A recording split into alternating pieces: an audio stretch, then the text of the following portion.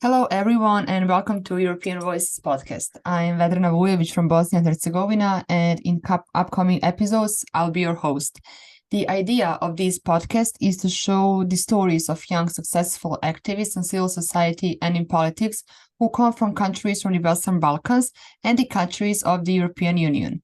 This project is implemented with the IRI's Generation Democracy Network from Europe region with the support of NED.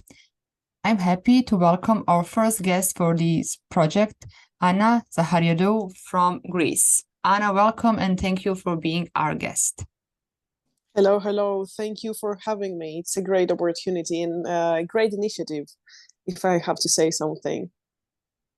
Thank you. In the very beginning, I would love to ask you to describe your country, Greece, with the three words. All right. I think Greece is very welcoming. It's a warm country, both as regards the climate and as regards its people. And I think the third word I would choose is special. Like Greece is a special country, 100%. That sounds very interesting, really. I think that is something very familiar with the countries from the Southeastern Europe. They're very special, definitely, and very welcoming to not just to the guests, but to each other between people, citizens of the country, especially like something like Greece. It's very beautiful. Thank you. And to introduce you to our listeners, tell us more about Anna. Who is Anna? What you do for a living, and something about your background, like education and what you're doing right now for a living. All right. I'm first of all 28 years old. I live in Brussels. I was born in the north suburbs of Greece, Marousi. For all the Greeks that they will be listening, I'm pretty sure they will be smiling now. I finished my bachelor's degree in Athens. I studied political science and public administration with a specialization in European and international studies. And then I moved to Berlin, Germany, where I studied international war studies. And I did a double master's degree between the universities of Potsdam and University College Dublin. So basically, I'm a defense and security specialist. I have worked at the European Parliament and the European Commission on defense and security and migration issues. Now I'm working as a public affairs officer at a trade association, in Brussels. I'm also first runner-up after the local elections of 2019, when I ran for the second time in my city. And I've been involved in politics since the age of 17 to 18, actually. Wow, that's really amazing. Something like me, because I'm also been engaged into the politics in Bosnia here since I was 18, it's almost for the 10 years now. It's really great. So your actually education is connected and related to politics, to political science, to the public administration, to young people in general. Oh, yes, absolutely. Yeah.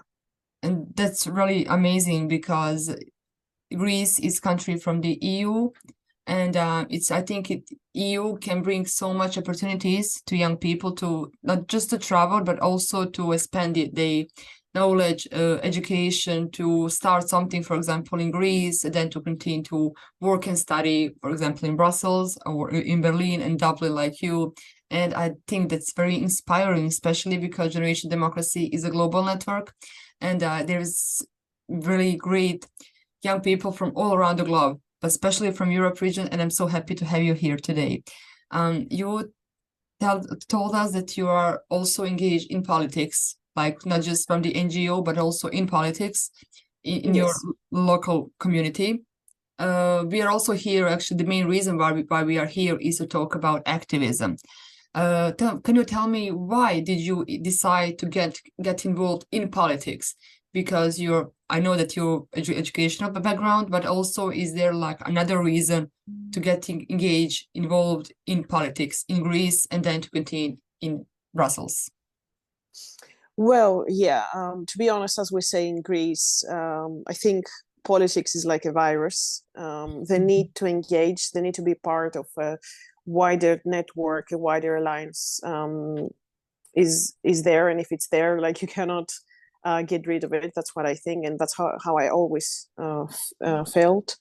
I think on the one hand, I had it in me because as far as I remember myself, I wanted to be part of this network and part of this, let's say, environment. I always liked watching people with influence on TV and people who actually can have an impact on their society. And that made me feel that there is a place for me there.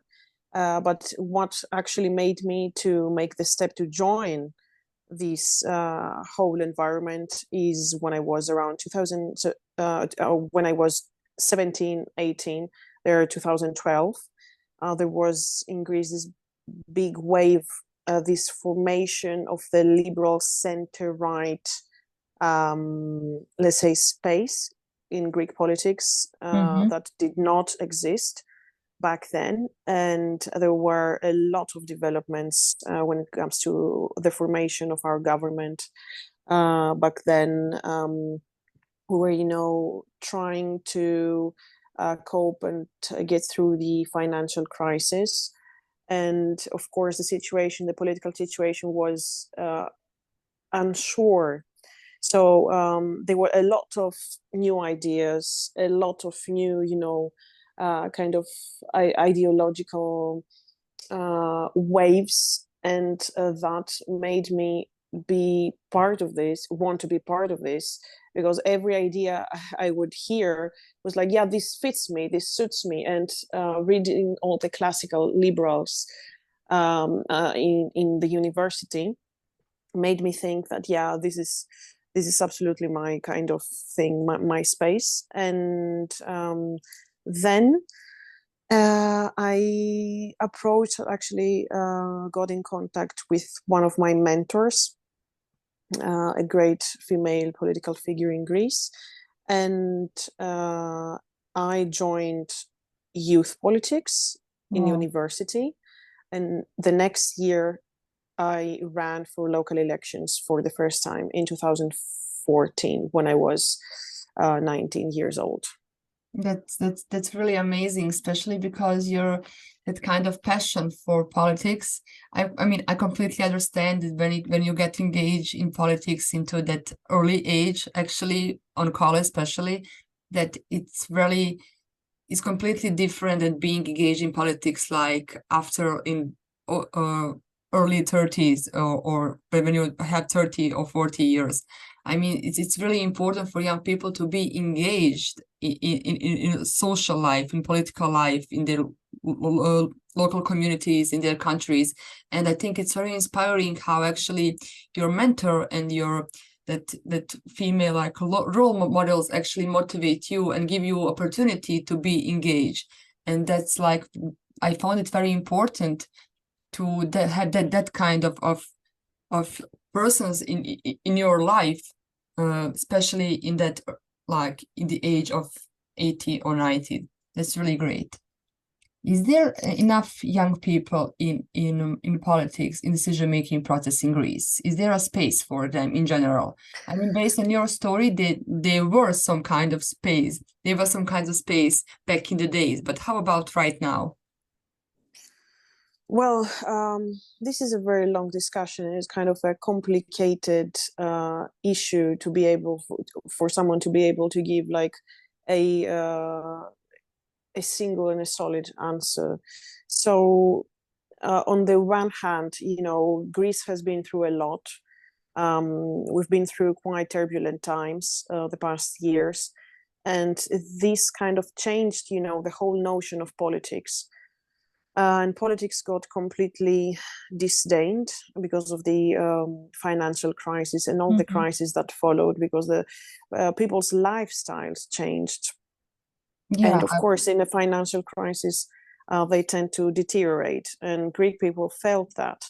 So at the same time, young people, everyone, but also and specifically young people, felt that it is the politicians to blame for, and therefore politics is not a clean, transparent place to be. So we have to always keep in mind that young people are not very willing to kind of sacrifice themselves and be part of this network that they feel is not worth it. And they feel that they will not be heard. And in the end, they will not be able to pursue their ideas. But on the other hand, politically, Greece is a very traditional country, I have to say. It's not the easiest task for a young person to be involved in politics, even if they would like to. Still, it needs a lot of networking. That is why people with a passion about it, like me, start from a very young age and are aware that they need to start from a very young age, and kind of go through and progress with time, because it's not a decision that you can make and suddenly make it happen. You cannot say, okay, now I'm 35, I decided to join politics, I have good ideas, I will have a good campaign, and in 2 years that we have elections, I will stand a huge chance of getting elected. No, it's a very complicated and it's very, actually let's say, a complicated process to be really engaged. Yes, it is a complicated process. Also, also people in Greece, because I've ran myself in electoral campaigns as well.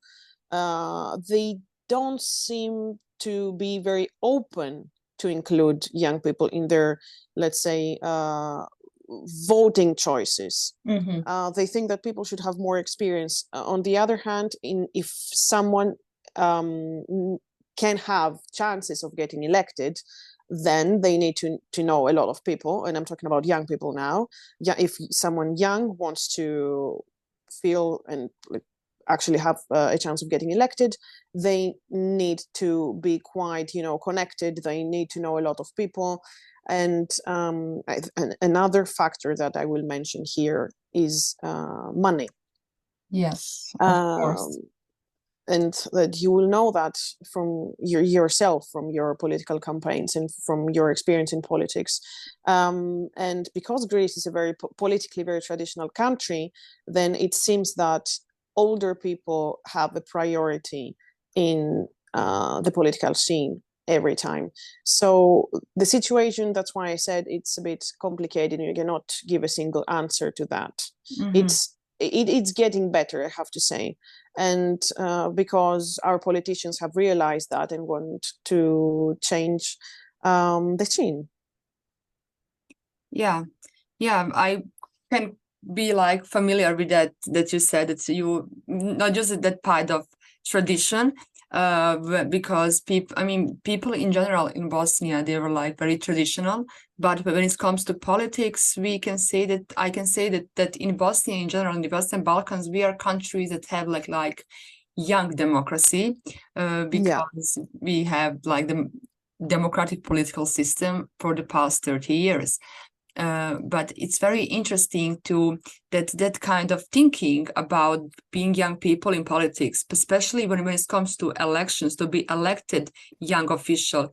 It's a very complicated, and it's very hard to be very not you can have the best education, you can have the best ideas, but you also need that kind of support from the background, from the donors. You need to have some kind of fundraising to support you, and also to meet and to know lots of people. So there is something that is very connected and related to the Bosnia and to the Balkans. And how about, I can completely understand that part of the Greece, but how about EU? You were studying in the European Union, and you're working now with the EU institutions, have lots of experience there. Does EU create enough space for young people in general, not just in politics and activism, but also to give them, are EU giving more space to young people? Oh, I think they definitely do. They definitely do. I think everything, goes around youth participation and youth inclusion Yeah.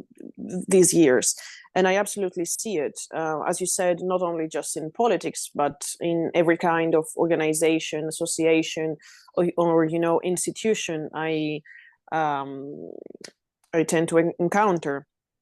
In the commission, in the parliament, there is a lot of encouragement, for young people to be part of their professional staff. And I think now the institutions, and particularly, the commission, is coming up with a lot of initiatives to involve young people in many types of initiatives, and groups.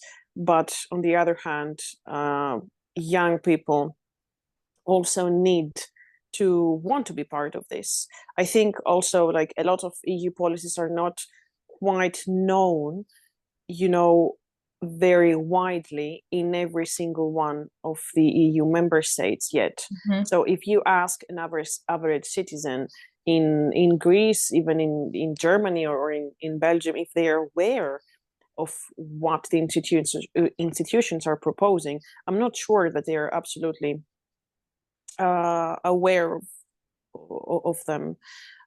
So it's kind of like, a twofold thing to say, but definitely there are a lot of opportunities at the EU level. Yes.